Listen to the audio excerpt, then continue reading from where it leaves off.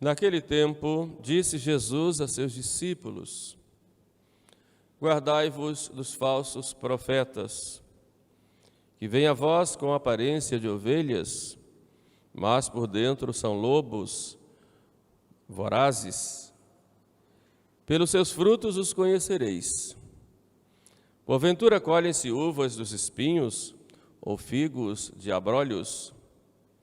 Assim toda árvore boa dá bons frutos, e toda árvore má dá frutos maus. Uma árvore boa não pode dar maus frutos, nem uma árvore má dá frutos bons. Toda árvore que não dá bom fruto será cortada e lançada ao fogo. Portanto, é pelos seus frutos que os conhecereis. Nem todo aquele que me diz Senhor, Senhor, entrará no reino dos céus, mas todo aquele que faz a vontade de meu Pai que está nos céus, este é que entrará no reino dos céus. Louvor a vós, ó Cristo. E pelas palavras do Santo Evangelho sejam perdoados os nossos pecados. Amém. Per Evangelica dicta deantur nostra delicta.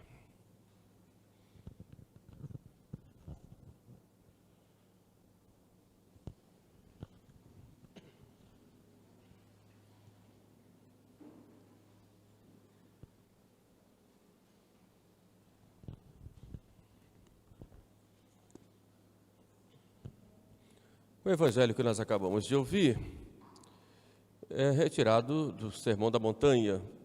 Estão lá nos primeiros capítulos de São Mateus, aliás, a partir do capítulo 5 até o capítulo 8, Jesus vai mostrando, em primeiro lugar, as bem-aventuranças, mostra a nova lei e depois, então, dá alguns conselhos, faz algumas recomendações.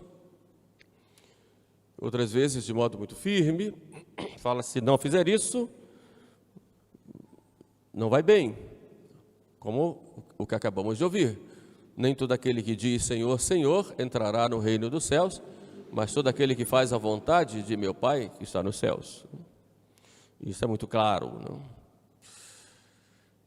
Hoje, a igreja nos mostra uma recomendação de Jesus para termos certos cuidados na nossa vida espiritual e cuidados também na manutenção da nossa fé. E ele começa dizendo: acautelai-vos, cuidado com os falsos profetas, que vêm a vós vestidos com peles de ovelhas, mas por dentro são lobos vorazes. O termo profeta significa aquele que fala em nome de Deus. Às vezes a gente acha que profeta é aquela pessoa que prevê o futuro. Não necessariamente, mas todo aquele que fala em nome de Deus é chamado profeta. Jesus é profeta porque ele não só fala em nome de Deus, como ele é o próprio Deus que se fez homem. Todo cristão é também um profeta, no sentido que participa do munus profético de Jesus Cristo. Jesus Cristo é sacerdote, profeta e rei. Cada padre, cada bispo é sacerdote, profeta e rei, e cada fiel participa, a seu modo, do caráter de profeta, sacerdote e rei de Jesus Cristo. Mas Jesus aqui é muito nítido, Cuidado com os falsos profetas. Então, se o profeta é aquele que fala em nome de Deus, falso profeta é aquele que, embora tenha sido enviado, recebido o mandato de Deus para falar, não fala as coisas de Deus, ou aquilo que deve falar, ou o falso profeta é aquele que diz que fala em nome de Deus, mas na verdade não fala em nome de Deus, fala em nome de si próprio. Então este é o falso profeta. E nós podemos entender o falso profeta de duas formas. Um falso profeta, alguém que vem de fora e nos fala alguma coisa, ou um falso profeta pode estar dentro de nós mesmos. O fato é que temos que ter cuidado. Se vocês observam nas placas de trânsito, há umas placas que são regulatórias. Proibido estacionar, velocidade máxima. São placas que regulam, que dão uma ordem. Faça isso. proibido fazer tal coisa. Mas existem outras que são indicativas. Curva direita, curva esquerda, pista sinuosa, escorregadia, cuidado. Se você não obedece, não tem aquele cuidado, achando que você pode fazer o que quiser, você vai cair. É exatamente esse cuidado que Jesus manda que nós tenhamos com relação aos falsos profetas. Como eu disse, o falso profeta pode ser aqui dentro de nós. São Francisco de Sales, ele fala exatamente isso, né? Nós temos várias inspirações da graça. Podemos ter inspirações para coisas boas, inspiração para a caridade, inspiração para fazermos uma penitência, oferecermos um sacrifício, inspiração para praticarmos uma virtude, a paciência, a humildade, de irmos ao encontro dos nossos irmãos que sofrem. São inspirações e movimentos interiores que nos inspiram para fazermos alguma coisa ou pensarmos alguma coisa. Existem outras inspirações que vêm de dentro de nós, ou vêm para dentro de nós, que nos levam a sentirmos raiva, a sentirmos medo, pânico, ou a sentirmos impaciência, ou a sentirmos uma grande vaidade, ou sentimentos de humilhação, uma espécie de sentimento de autopiedade, de vitimismo, ou coisas desse tipo. Então, São Francisco de Sales disse, é preciso ter cuidado que muitos pensamentos interiores, muitas inspirações interiores, são falsos profetas que estão aqui dentro de nós, e nós temos que ter cuidado com esses falsos profetas. E como fazer a distinção? Santo Inácio nos dá algumas dicas, lá nos exercícios espirituais, quando fala do discernimento dos espíritos. Por exemplo, se alguma inspiração te traz vaidade, não é de Deus, é do diabo. É um falso profeta. Se alguma inspiração te tira a paz, te deixa tenso, nervoso, impaciente, meio ansioso, alvoroçado, não é de Deus, é do diabo. Se alguma inspiração te leva a ter ressentimento de alguma pessoa ou de alguma coisa que aconteceu, ou ter um excesso de preocupação, isto não é de Deus, é do demônio. Logo, isso é um falso profeta que está dentro de nós, dentro de você, que está prejudicando, e é preciso ter cuidado, senão você vai cair nessa armadilha dele. E o demônio muitas vezes provoca esse tipo de pensamento, ou faz esse tipo de inspiração, sempre como anjo de luz. É claro que ele não vai aparecer feio como ele é, aparece sempre como um anjo de luz para nos atrair para o mal. Então você observe bem, se te leva a humildade, é de Deus. Se te leva a vaidade, é do demônio. Se te leva a paciência, a mansidão, é de Deus. Se te leva a impaciência, a ira, a irritação, é do demônio, né? Se te traz a pureza de espírito, é de Deus. Se te leva a uma espécie de ganância de espírito, é do demônio. Se traz tranquilidade e serenidade, mesmo no peso, mesmo nos maus tratos, traz serenidade, paz, é de Deus. Se te traz irritabilidade ou angústia, ou sentimento de agitação, é do demônio, porque o demônio é agitado. O demônio é agitado, ele agita. Então, se traz unidade, é de Deus. Se traz divisão, é do demônio. Então, observem que dentro de nós pode haver, né, um falso profeta que vem se infiltrando e muitas vezes vem, interessante, como se fosse uma coisa boa, como se nos enchesse de motivos bons e grandiosos. Mas é preciso ter cuidado, porque pode ser uma inspiração diabólica. Daí é muito importante, né, a pessoa ter uma direção espiritual, ter um confessor que possa orientar, ter uma pessoa mais experiente e imparcial que possa fazer esse discernimento para você seguir o Espírito bom, para seguir a moção do Espírito Santo e não cair na trampa, na armadilha, na cilada do demônio. Quando Cristo diz, cuidado com os falsos profetas, coloca-se esse falso profeta dentro de nós mesmos. Então precisamos ter cuidado, porque isso nos pega a todo momento. Você não dorme, você não consegue pensar outra coisa, aquilo começa a te atrapalhar o seu trabalho normal, é falso profeta. É falso profeta. Começa a incomodar no sentido de começa a querer tirar você do seu caminho, dentro das obrigações do seu estado de vida, por exemplo, é falso profeta. Mesmo que seja uma coisa grandiosa, é falso profeta. É assim que o demônio age.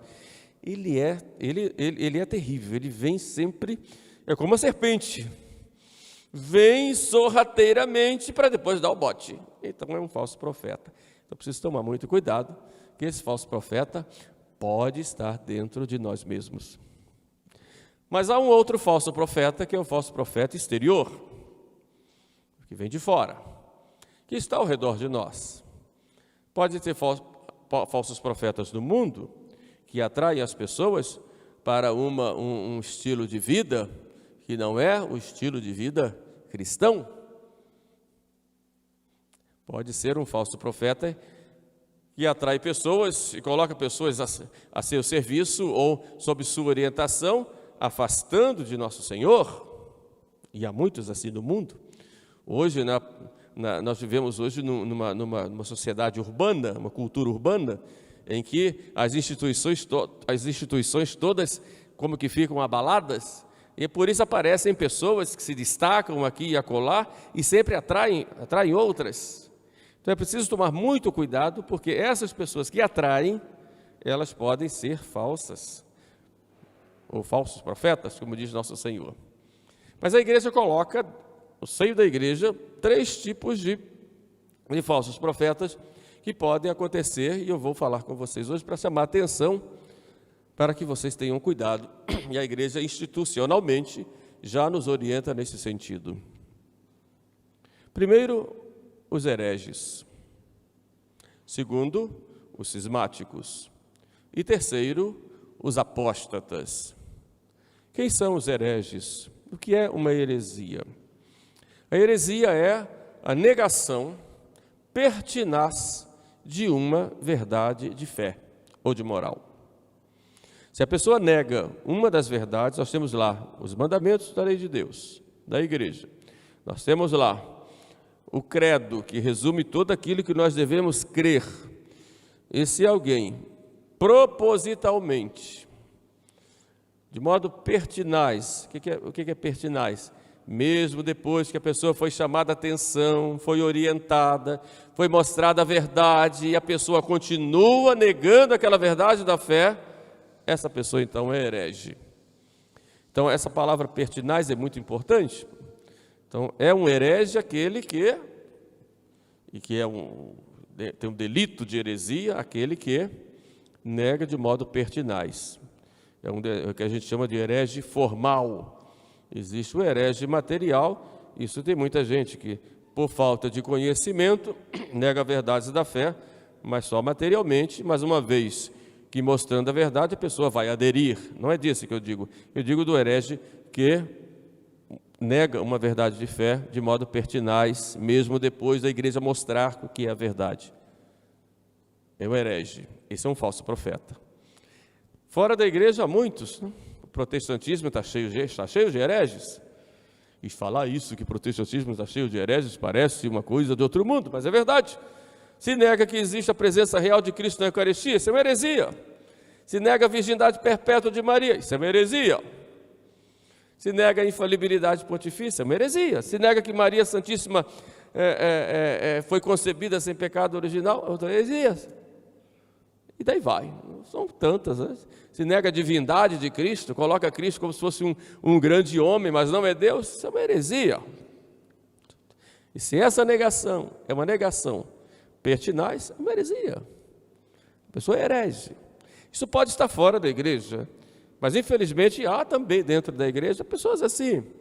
E a igreja é cuidadosa de condenar, de chamar atenção, levar a pessoa ao arrependimento, a uma retratação, e se não se retrata, a igreja tem que condenar. Por quê? Porque vai fazer mal às almas. Mas há um outro tipo de falso profeta. Eu falei da heresia, mas há também o cisma. O que é o cisma?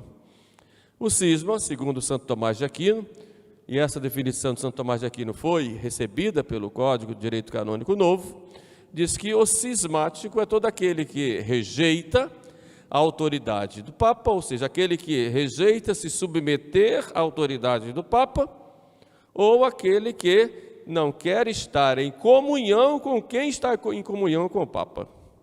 Então, essa pessoa que conscientemente não quer se submeter ao Romano Pontífice, ao Papa, sucessor de Pedro, ou não quer estar em comunhão com aquele que está em comunhão com o Papa, ele é cismático. Está lá no próprio Código de Direito Canônico, está também na própria definição da Igreja de cisma. Exemplo, Igreja Brasileira, dita católica brasileira. Tem bispos, tem padres, mas são cismáticos. Igreja Ortodoxa, são cismáticos. Aqueles que não querem, não reconhecem o Papa, como os sede-vacantistas, são cismáticos. Pode, como disse São Agostinho, pode cantar aleluia, pode dizer glória a Deus, mas não importa. É cisma. Essa é a definição clara de cisma na igreja. Eu sei que dizendo isso, vai ter gente do outro lado que vai responder e vai fazer o contrário, dizer que não é verdade. Mas é só ir na doutrina da igreja e vai ver que é claro. É um cisma. E se abraça um cisma, está fora da igreja. Está fora. Isso é uma coisa muito clara na doutrina. Agora, é claro, cada um tem que ter... se a pessoa sabe disso e faz, é claro que se coloca fora. Mas se não sabe, está lá com reta intenção ou não tem consciência disso, aí Deus vai julgar. Mas estou falando do ponto de vista mais claro e objetivo, né? O apóstata já é diferente. Enquanto o herege nega uma verdade de fé, enquanto o cismático ele rejeita o poder de governo do Papa, ou rejeita no sentido de se colocar sob o poder de governo do Papa, o apóstata é aquele que nega todas as verdades da fé. Então abandona a fé.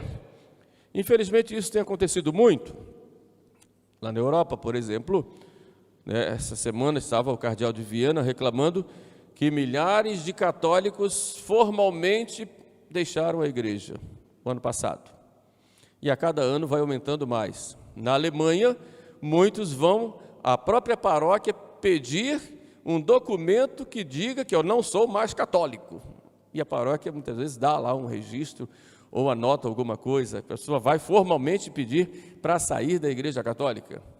Há aqueles até que querem que rabisque lá e que retire o nome do registro de batismo, porque não quer ser mais católico. Há muitos casos assim hoje. Mas não quero dizer com relação a esses, quero dizer aquelas pessoas que simplesmente deixam a igreja, abraçam outras doutrinas, como por exemplo, deixam a igreja pelo espiritismo, deixam a igreja pelo budismo, deixam a igreja pelo islamismo, ou outros que se tornam ateus, não acreditam mais em nada, então negam tudo. Ou aqueles que por causa de certas ideologias, como por exemplo o comunismo, abraçam uma ideologia e negam toda aquela verdade sobrenatural. Tudo aquilo que é sobrenatural nega. Uma doutrina materialista, e o comunismo é intrinsecamente mal, como dizem os documentos da igreja, e é ateu. Quer dizer, então esses, evidentemente, de modo objetivo que estou falando, se formalmente dizem, realmente eu não acredito mais em nada, isso se chama apostasia. Então, a apostasia é o abandono total da fé, de todas as verdades da fé. Infelizmente, isso tem muito hoje, seja dentro da igreja, através de certas doutrinas que vão sorrateiramente minando a fé dos católicos, seja fora da igreja. Há muita gente que, depois do batismo, abandonou a fé e caiu na apostasia.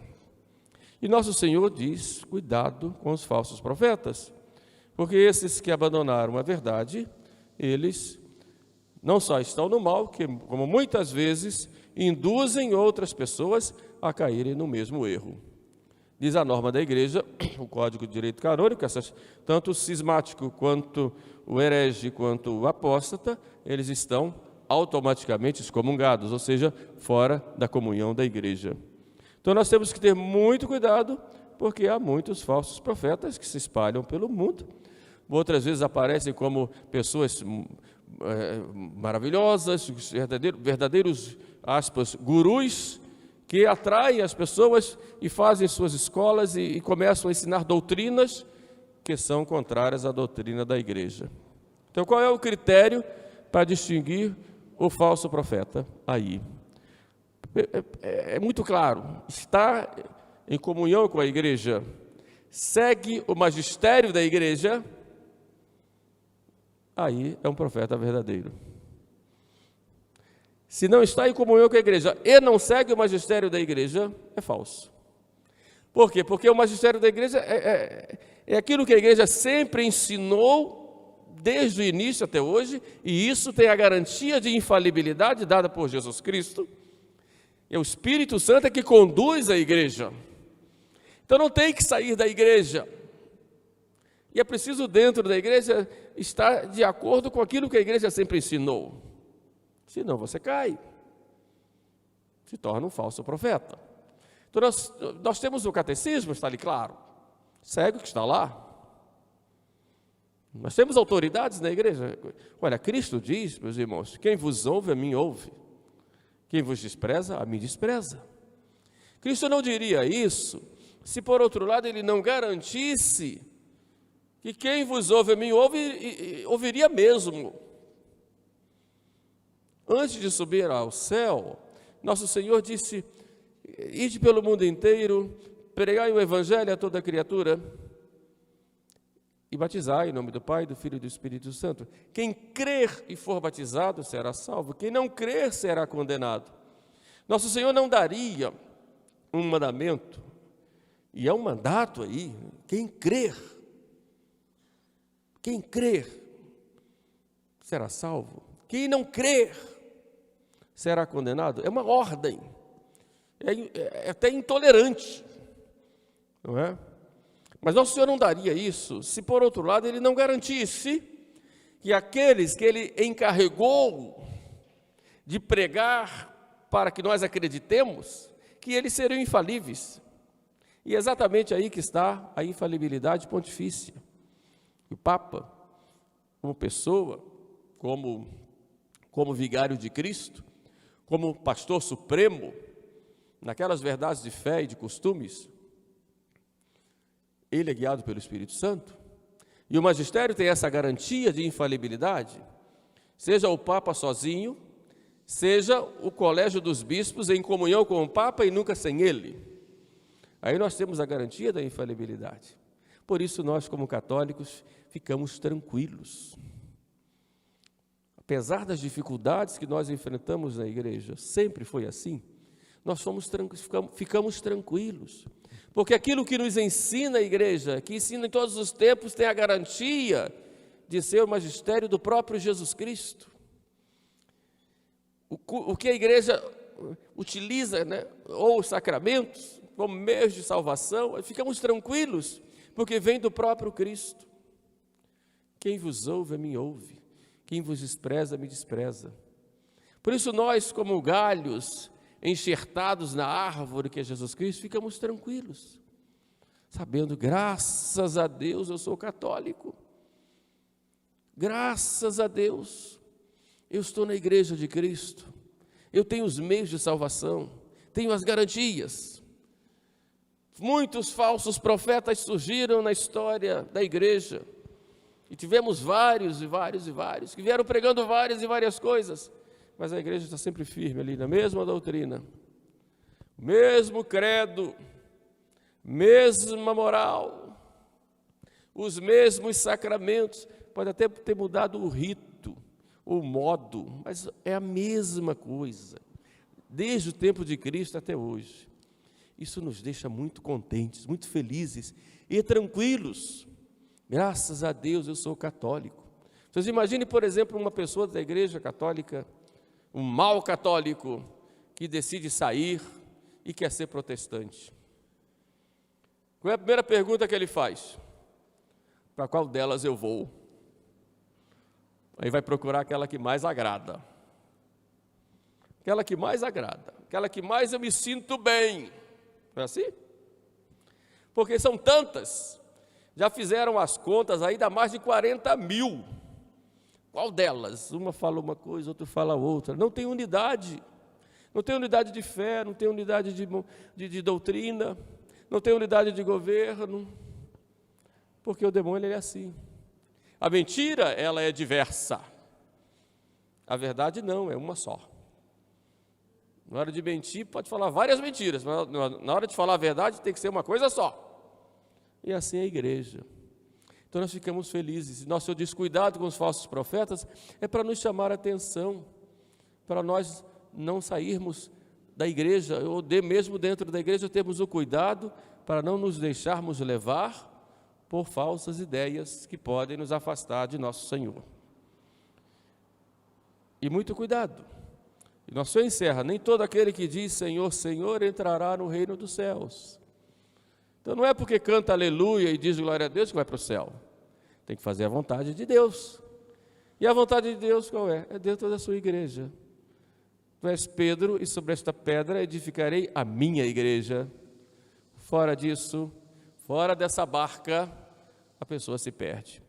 Então vamos agradecer a Deus e vamos ser firmes, bons católicos, dando bom exemplo, sendo fiéis ao nosso Senhor, fiéis à igreja, procurando viver de acordo com a doutrina da igreja, procurando levar as pessoas a nosso Senhor, trazer as pessoas para a sua igreja, e assim vamos ajudar muita gente a se salvar.